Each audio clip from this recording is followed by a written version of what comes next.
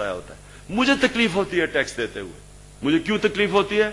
मैं जब इनका रहन सहन देखता हूं, तो ये जो असद ने कहा कि ये जो हमने पूरा इसका एक वर्जन बनाना है, बल्कि अपनी वेबसाइट पे भी डाल देंगे, यूट्यूब पे डाल देंगे, कि दीवारें गिर रही हैं गवर्नर हाउसेस की।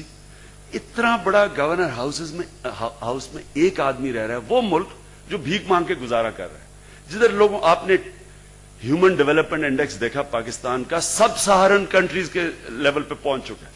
तालीम नहीं दे रहे लोगों को। आधी आबादी पाकिस्तान की 25 साल की उम्र से कम है।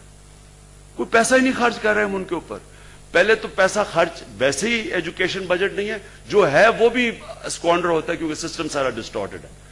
तो सिंबॉलिकली अगर हमने लोगों से टैक्स इकट्ठे करने हैं तो लोगों को पहले हमने बताना है कि इनका टैक्स इन पे लगेगा। मैं आपको सिर्फ ये जो दीवारें गिराएंगे और इंशाल्लाह जितनी बड़ी बड़ी ग्राउंडें हैं इन सबको स्पोर्ट्स फैसिलिटीज बनाएंगे, और जो ये बड़े सिंबल्स ऑफ ऑपुलेंस हैं इनको हम लाइब्रेरीज या एजुकेशन इंस्टीट्यूट्स पे कन्वर्ट करेंगे, सिंबॉलिकली लोगों को बताने के लिए कि तालीम, सारे मुल्क ने अपने आप को एजुकेट करना है। ये असल इमरजेंसी एजुकेशन की है, और उसके साथ साथ स्पोर्ट्स फैसिलिटीज। अब 18 करोड़ लोग, मैं अपने बच्चों के साथ ये ओलंपिक्स देख रहा था, एक मेडल ही मिला हमें। अब देख रहे हैं हम इतने इतने छोटे छोटे मुल्क मेडल्स ले रहे हैं, हम तमाशा, हम वो हॉकी टीम पे बेचारी नजर रखी, वो भी बेचारी गई। तो ये क्यों है? ये क्यों है? मैं आपको एज ए स्पोर्ट्समैन कह रहा हूं कि जो टैलेंट मैंने क्रिकेट का पाकिस्तान में देखा, मैंने दुनिया में कहीं देखा ही नहीं था। कोई without a system team world cup जीत गई, कोई पाकिस्तान में सिस्टम नहीं है। तो जिस मुल्क में इतना ज्यादा टैलेंट है, क्यों नहीं खेल सकते? ग्राउंड ही नहीं है। अब टैलेंट है तो फायदा क्या कि ग्राउंड ही नहीं है। आप हैरान होंगे कि अगर आपका जहाज ऑस्ट्रेलिया के किसी शहर में लैंड कर रहा है, आप रियलाइज करेंगे कि हर मोहल्ले की अपनी ग्राउंड है। इंग्लैंड के अंदर विलेज ग्रीन, हर विलेज की अपनी ग्राउंड होती है, उसे कहते हैं विलेज ग्रीन। हमारे पाकिस्तान, सारे कराची के अंदर 4 तो ग्राउंड हैं, 5 ग्राउंडें होंगी। इसलिए हमने ये सिंबॉलिकली चेंज करना है। ये जो बड़े गवर्नर हाउसेज और प्रेसिडेंट हाउसेज हैं, सादगी इख्तियार करनी है। लोगों का पैसा लोगों पे लगाना है, लोगों का शोर करना है। सबसे पहले खुद टैक्स देंगे, इंस्पायर करेंगे लोगों को टैक्स इकट्ठा करने के लिए। मैं सिर्फ मिसाल देना चाहता हूं डेविड कैमरॉन की, ब्रिटिश प्राइम मिनिस्टर की, कि ब्रिटेन का जो जीडीपी है वो तकरीबन 55 मुसलमान मुल्कों के जीडीपी के बराबर है।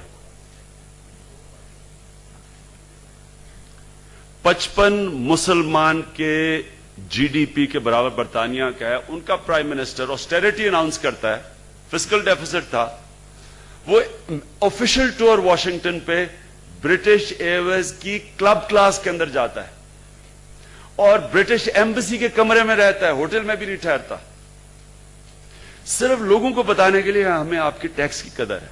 ये सिंबॉलिक चीजें होती है, लेकिन मैं कन्विंस्ड हूं कि वो मुल्क जो इतनी ज्यादा खराब देता है, अगर आप उनको कन्विंस कर दें कि आपने अपनी अगर अपना मुस्तकबिल बचाना है, आप अपने लोगों को पढ़ाना है, इसको एक नया पाकिस्तान बनाना है, आप उनको इंस्पायर करें टैक्स देने के लिए। टैक्स एक ड्यूटी बन जाए सबकी टैक्स देने के लिए, और लोगों को एहसास हो कि मुल्क उठ रहा है उनके टैक्स की वजह से। और ये सारे जो हमारी लीडरशिप होगी, जो भी हमारी कॉस्ट कटिंग है, इंशाल्लाह एक्सपेंडिचर जो कट करेंगे, लोगों को नजर आएगा कि हमारे ऊपर उनका टैक्स नहीं, लोगों पर टैक्स इकट्ठा खर्च हो रहा है। आखिर में जी, मैं इंशाल्लाह, ये हमारी प्लानिंग हुई है, अपनी पॉलिसी डिक्लेरेशंस, हमने अपना लोकल गवर्नमेंट सिस्टम जो अभी तक हम प्रोजेक्ट नहीं कर सके, जो इनकलाब है इंशाल्लाह पाकिस्तान, असल इनकलाब हमारा जो लोकल गवर्नमेंट सिस्टम है वो लेके आएगा। इसके ऊपर सिर्फ हमने टच किया था कि हमारी डेवोल्यूशन जाएगी गांव के लेवल के ऊपर। ये बड़ा रेवोल्यूशनरी कॉन्सेप्ट है।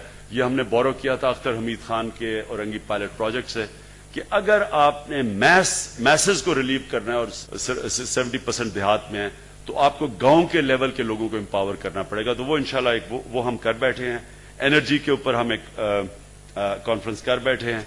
ये हमारी इकोनॉमी है, और आने वाले दिनों में इंशाल्लाह एजुकेशन, और हर 2 हफ्ते में education, agriculture, women's policy, youth policy اور انشاءاللہ انڈسٹریلائزیشن اور ٹریڈ پالیسی ہماری یہ فالو کر رہی ہے ایوری 2 ویکس. میں آپ کا پھر سے شکر گزار ہوں اور میں پھر اپنی ٹیم کا شکریہ ادا کرتا ہوں اسد اور جہانگیر کا اس زبردست پریزنٹیشن میں.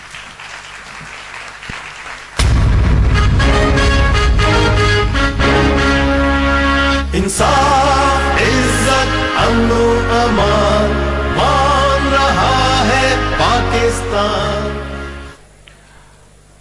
اب میں آپ سب کو دعوت دیتا ہوں کہ اس سیمینار کے حوالے سے آپ پی ٹی آئی کی لیڈرشپ اور اکنامک ٹیم سے اگر کوئی سوال کرنا چاہیں تو اب آپ کر سکتے ہیں. مائک کا انتظام کیا گیا ہے, آپ اپنا ہاتھ کھڑا کریں اور مائک آپ کے پاس آ جائے گا.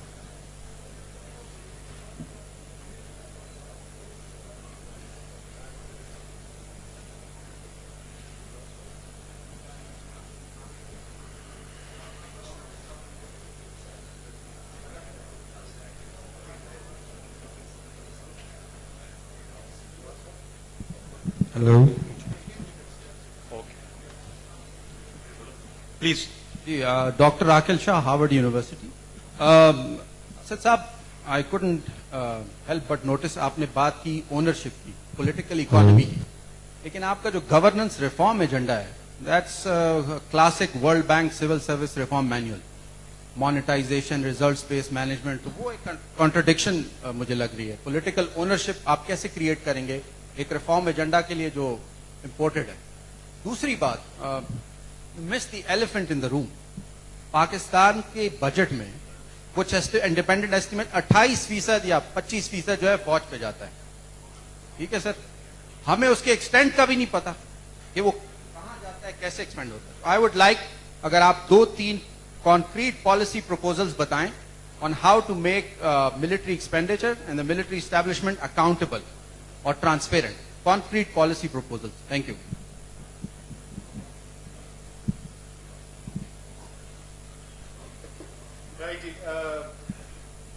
پہلے جو آپ پوائنٹ بول رہے تھے نا جی, میں اس میں آپ کو بیکاز یہ میں بہت سننے کو ملتا ہے.